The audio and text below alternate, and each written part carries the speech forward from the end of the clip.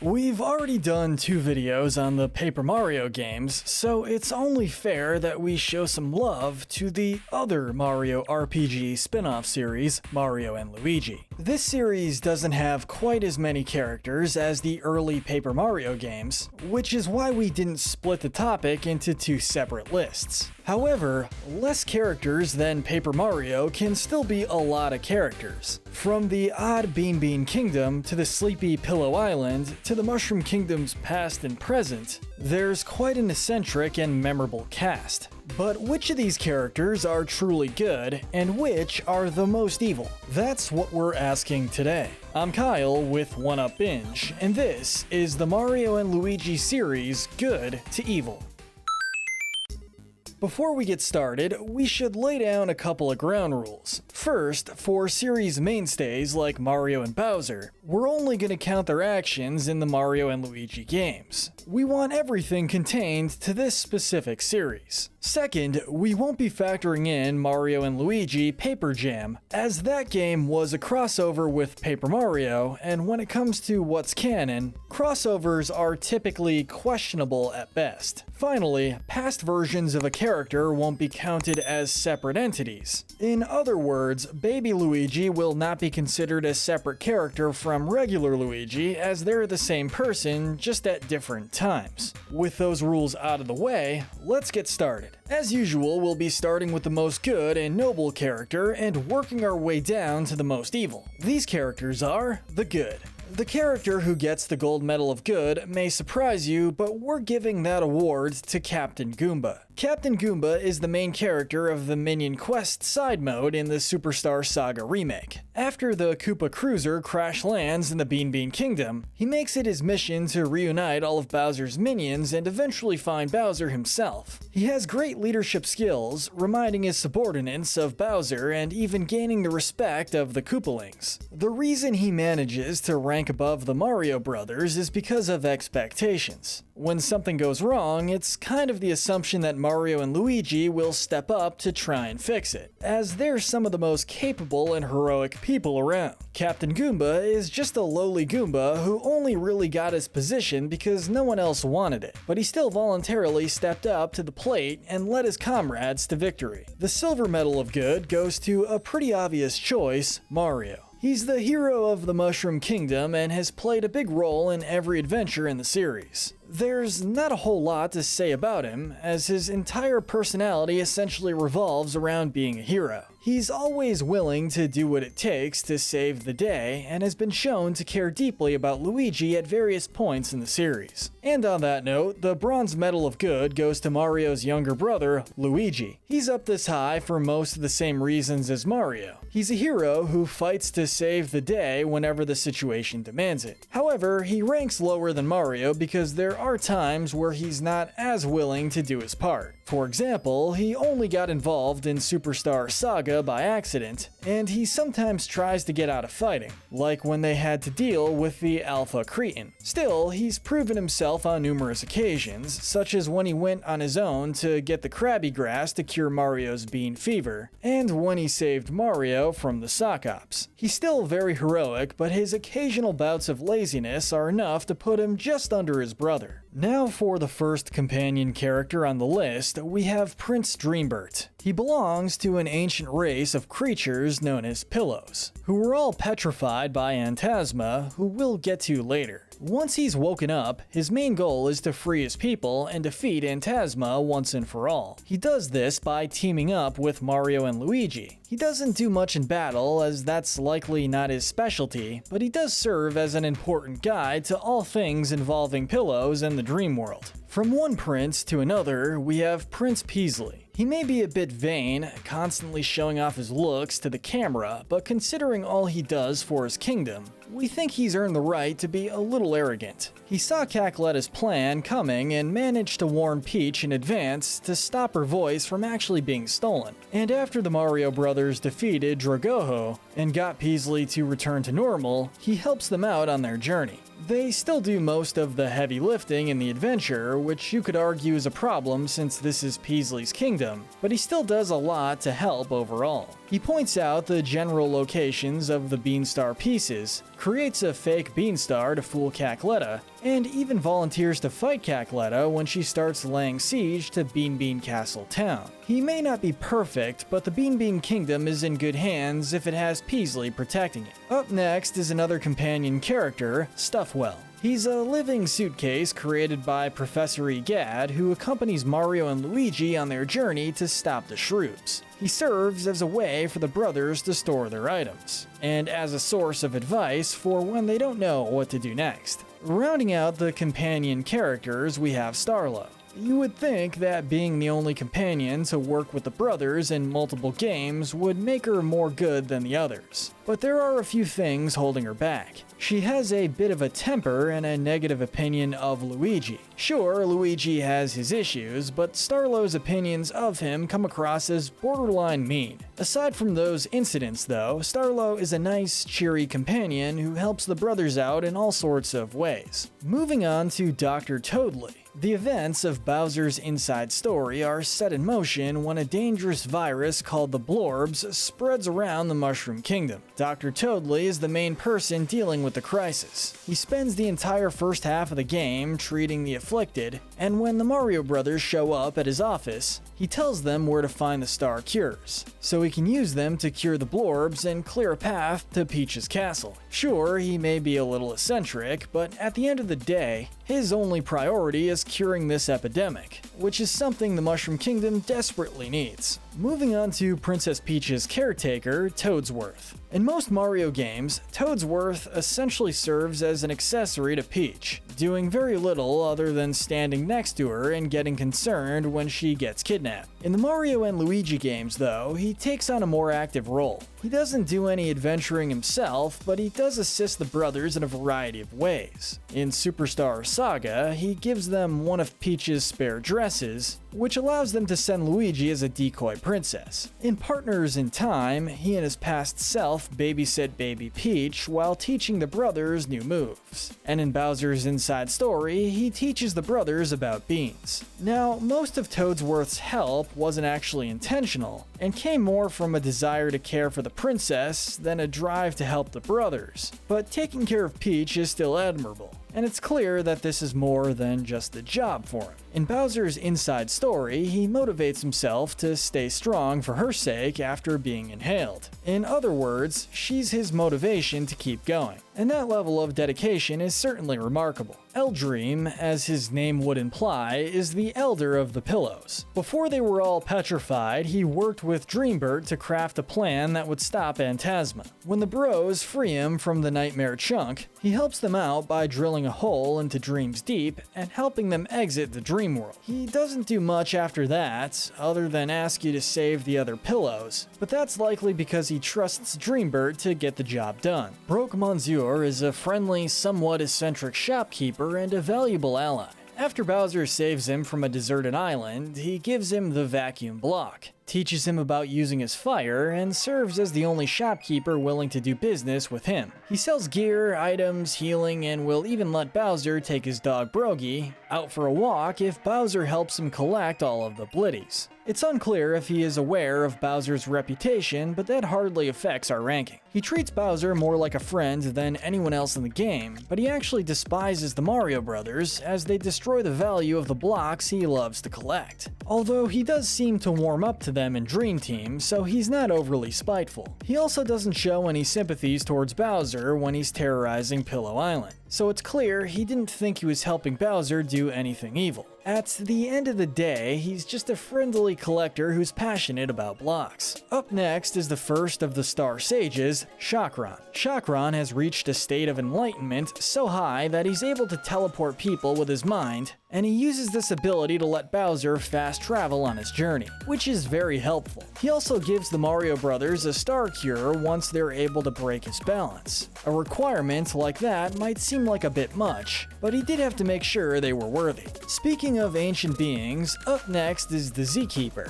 He served as the guardian of the Pillows and has become a legend among Pillow Island. He does his job well, flying the bros up to Neo Bowser Castle and serving as a special attack if they free all of the Pillows. However, his attitude isn't what you'd expect from a guardian. He's lazy, not wanting to bother saving the island, and he's greedy, initially charging the Mario Brothers 80 million coins to save the island. However, he does end up helping out free of charge, so it's tough to hold that against him too much. Up next is Bowser Jr. He's in the good category? That can't be right. Well, due to the rules of this list, it makes perfect sense. Bowser Jr. isn't a villain in any of the games featured, but he is the main hero of Bowser Jr.'s journey in the remake of Bowser's Inside Story. He leads the Koopalings and other minions on a mission to create the Skeleton formula so they can cure the Blorbs. Unfortunately, his bratty attitude drives all of his allies away. However, after a pep talk from Kamek, Bowser Jr. learns from his mistakes, gets the gang back together, and manages to take down the best fitness friends. So he was deeply flawed, but at the end of the day, he was still a hero. The Massive Brothers may just be tour guides, but their tour serves an important purpose. It's the only way to safely get to the top of Mount Pajamaja. Sure, they may stay behind at the summit because they don't want to get involved with Bowser and Antasma, but that's an outlier incident. For the most part, they go out of their way to protect the people on their tour from all the dangers of the mountain, which may just be part of their job, but it is still admirable. We were pretty harsh towards Professor Egad in our Luigi's Mansion Good to Evil list, and that harshness was well deserved. But here, he's in the good category because he doesn't really do anything bad in the Mario and Luigi games. In Superstar Saga, he operates Starbean's Cafe, which makes helpful drinks out of the beans Mario and Luigi find. He'll even reward them with items to help them on their journey whenever they make a new drink. In Partners in Time, he plays an even bigger role, building the Hydro Gush, which winds up curing the Shroob's influence and creating Stuffwell. You could argue that the time machine set the events of the game in motion, and while it was a bad idea to have Peach be the one to test it, we're gonna cut him some slack as he had no way of knowing the Shroobs were invading. And this time travel test alerted the bros to a threat that needed to be addressed. Kylie Koopa might just seem like an average journalist, but she manages to help the bros in a variety of ways. After they save her from Petey Piranha, she lets them know that Princess Peach is still alive. And when the bros get abducted later on, she saves them. Finally, we get to Princess Peach. Everything we've seen of her indicates that she's a kind, fair, and competent ruler. However, she ranks near the bottom of the good section because despite being present in every game, she doesn't really do much. She spends most of her time being kidnapped, so aside from the occasional helpful action, like weakening Bowser or trapping the Elder Shrew Princess in the Cobalt Star, her impact on the adventure is surprisingly small. Queen Bean is next for largely the same reasons. She's implied to be a good ruler, and after being saved from the Belly Belch worm, she's certainly friendly.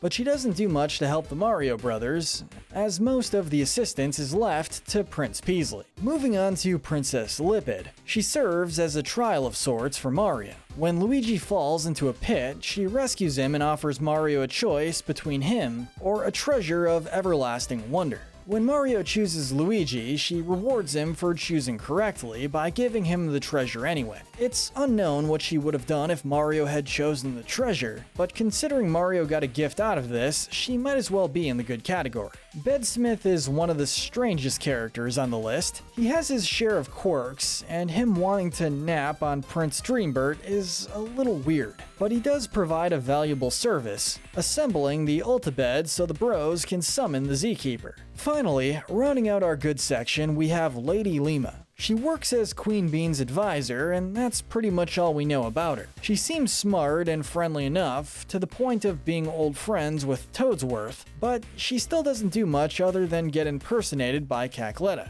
With the good characters out of the way, we now enter the more neutral territory. These characters fall in the gray area. Starting out with Birdo. That's right, Birdo actually has a significant role in one of these games. In Superstar Saga, she serves as a decoy for Princess Peach when Cackletta comes to steal her voice. However, this allegiance to the Mushroom Kingdom doesn't last, as she later teams up with Popple to hold Luigi captive and fight the Mario Brothers. She's at the top of the gray area because letting Cackletta steal her voice, even temporarily, was a noble sacrifice, while her commitment to Popple isn't that nefarious. She seems more interested in him romantically than as an accomplice. Plus, even if she was working with him to steal things, Popple is one of the more harmless villains in the series. On to the second of the Star Sages, we have Kukl. Now, unlike the other two Star Sages, Kukl doesn't seem to be that good at his job. It's his responsibility to guard the Star Cure, but it got stolen by Bowser. Despite this incompetence, he's still a nice guy, often wanting to relax with a puzzle, and will reward Mario and Luigi with beans for fixing his furniture. Dr. Snoozemore is the owner and manager of Pillow Island, and he's absent for most of the game. He studies the science of sleep, and despite Pillow Island having a mysterious power that causes people to sleep, he managed to turn it into a really nice vacation spot. It's a bit questionable that one person could own an island this big that houses this many people, but it has been thriving under his leadership. He just happened to be away the one time something went seriously wrong. Broke Madame doesn't really do much to help the heroes on their journey, nor does she get in the way. She simply wants massages from them and will reward them with items for doing well. It's a purely transactional relationship, and that's really all there is to say about it. Froggy is a tough character to rank as he is just a dog. He can be very aggressive, which can be a bad thing, like when he attacks Bowser and even his own master. But it can also be a good thing when dealing with his enemies. He's in charge of selling gear, so it's clear he has some level of intelligence, but it's hard to tell how much. Still, if you treat him well, you'll likely get rewarded. Speaking of aggressive, we have Britta.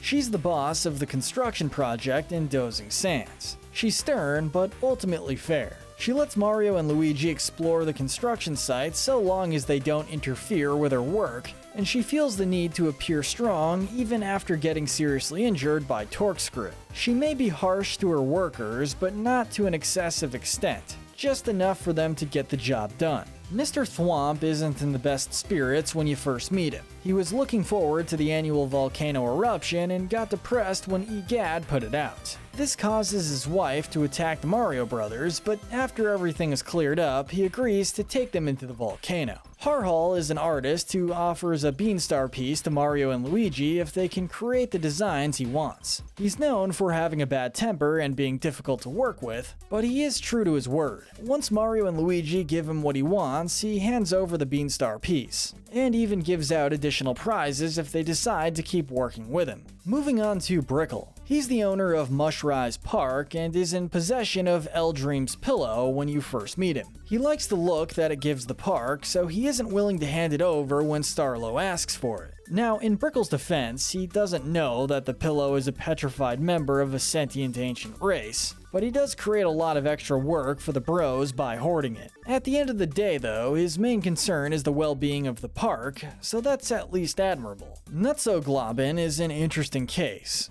She offers to tell Mario and Luigi where to go to make it through the Flab Zone if they can correctly answer quiz questions about Bowser and what he thinks about the current situation. You could argue that Nutsoglobin belongs in the evil category because she summons enemies if you lose. However, she makes it into neutral territory because she doesn't actively block Mario and Luigi's way. Her hints are technically optional, so she's just offering advice for a price. The Star Door in Partners in Time serves a very similar purpose to Princess Lippet. It sets out to test Mario's character, but in a much more cruel way. It psychically judges people's character and only lets people it deems worthy enter. The door says Mario can pass, but Luigi can't, saying he did something to make himself impure of heart, and he will have to prove his worth in a few trials. However, the psychic readings were made up, and this was actually a test to see if Mario would help his brother even if he didn't have to. Now, it's understandable wanting to make sure only those who are worthy may enter, but the way the door goes about it is pretty mean and makes Luigi feel terrible about himself. You could argue Princess Lipid was just as bad, as she was implicitly threatening to throw Luigi into the pit of Flawed. But not only does it seem doubtful that she'd actually do this, but it's shown in gameplay that those pits don't result in death.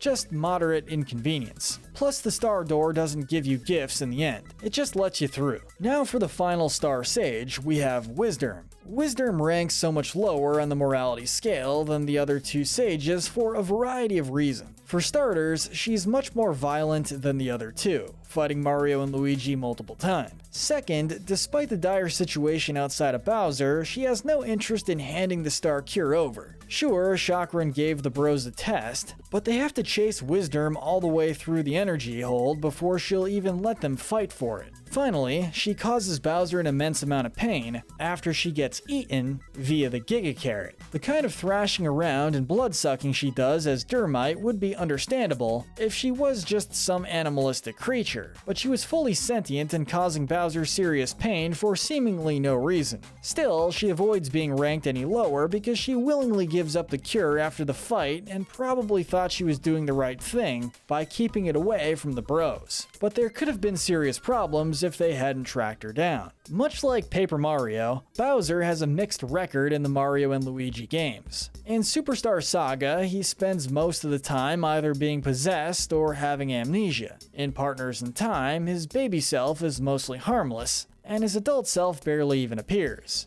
In Bowser's Inside Story, he's one of the main heroes, working to push back against Fawful's army. And in Dream Team, he's the main villain, going as far as to betray his co-conspirator, Antasma. So that's two games where he's irrelevant, one where he's the hero, and one where he's the main villain. He is a bit closer to the negative because his good deeds in Bowser's Inside Story were mostly in service of his own self-interest, rather than a concern for the well-being of the Mushroom Kingdom. But even so, he still did a lot of good in that game. Kamek also has a bit of a mixed record. In Dream Team, he serves as a major henchman for Bowser, disguising himself to lure Mario further into the dream world and making Neo Bowser Castle near impossible to navigate. However, in all of his other appearances, he's been shown to have mostly positive traits. In Bowser's Inside Story, he serves as a level-headed advisor for Bowser. In Bowser Jr.'s journey, he helps Jr. come to his senses after everyone abandoned him. And in Partners in Time, he's a caring babysitter for baby Bowser. I guess you could say Kamek serves evil, but is pretty nice while doing it. Mrs. Thwomp has a serious anger problem. After Egad douses the flames of the volcano eruption, she takes out her frustration on Mario and Luigi, and when her husband won't let her ride down the volcano, she takes it as an insult about her weight. Still, attacking the Mario brothers was done out of concern for her husband,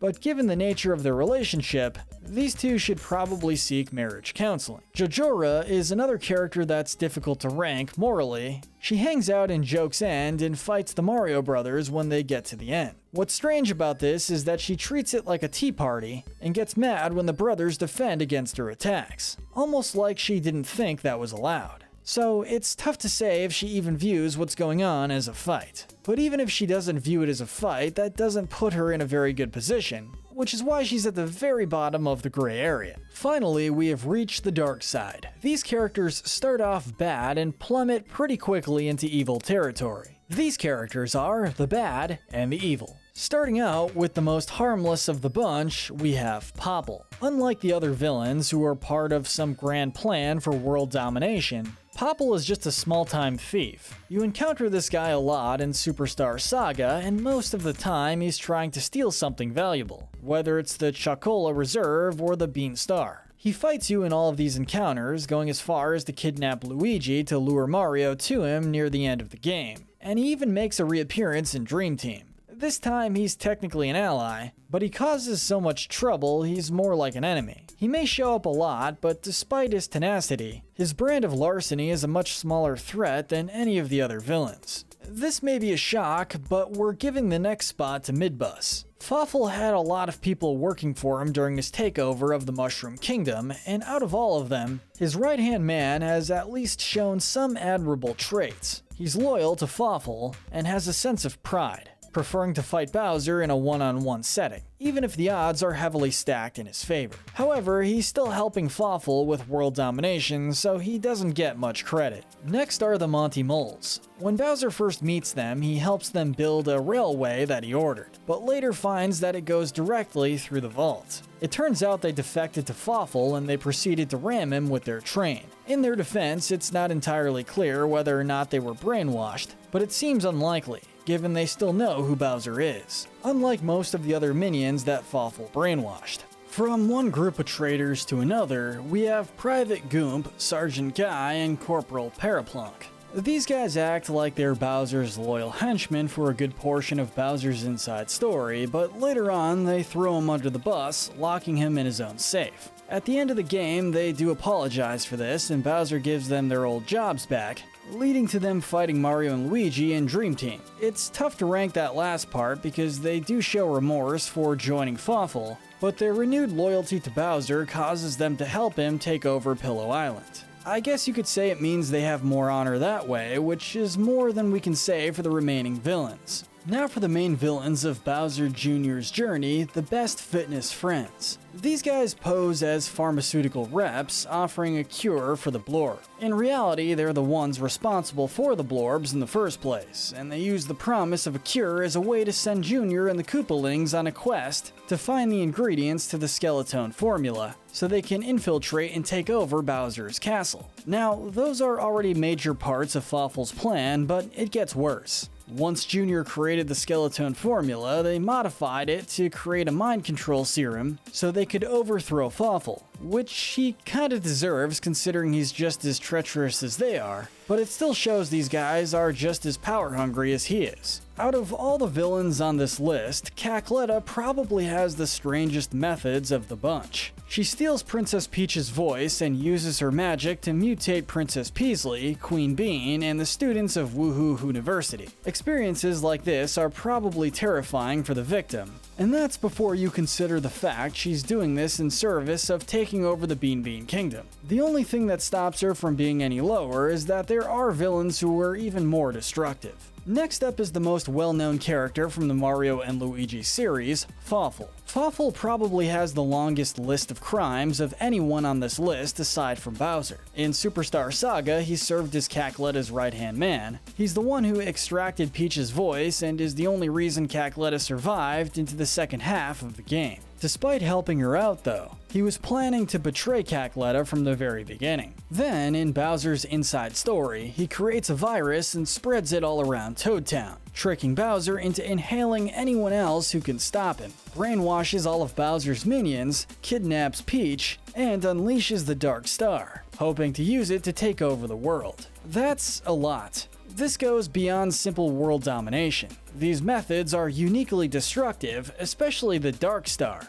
but we'll get to that later. Moving on to Bowser's partner in Dream Team, Phantasma. He was once a bat who fed on the nightmares of Pillows, turning him into his current form. In order to prevent his wishes from coming true, the Pillows and the Z-Keepers sealed him away, but not before Phantasma shattered the Dark Stone, petrifying all of the Pillows. That alone could be enough to get him this spot, but he also teamed up with Bowser and plotted to use the Dream Stone to take over the world. If there's anything good we can say about Phantasma, it's that he at least works well with others. He integrates with Bowser's army quite nicely, allows Bowser to take the lead, and doesn't even try to betray him. Instead, he's the one who gets betrayed. Still, wiping out an entire society of people will put you pretty far down the morality list. Our silver medal of evil goes to the Dark Star. Not much is really known about this thing. It was discovered by Toad archaeologists and quickly attacked the Mushroom Kingdom before being sealed away by the Star Spirits. When it gets awakened in Bowser's inside story, it's essentially a being of pure destruction, and when its power is charged up, it plunges the Mushroom Kingdom into near-apocalyptic conditions. And finally, our gold medal of evil is a tie between the two Shroob princesses. Much like the Dark Star, the Shroobs seem only interested in destruction, and these two are the leaders. They'll level buildings, turn toads into lifeless husks, and feed people to monsters as a live performance. The Shroobs constantly repeat a single phrase, which we learn by the end of the game means destroy.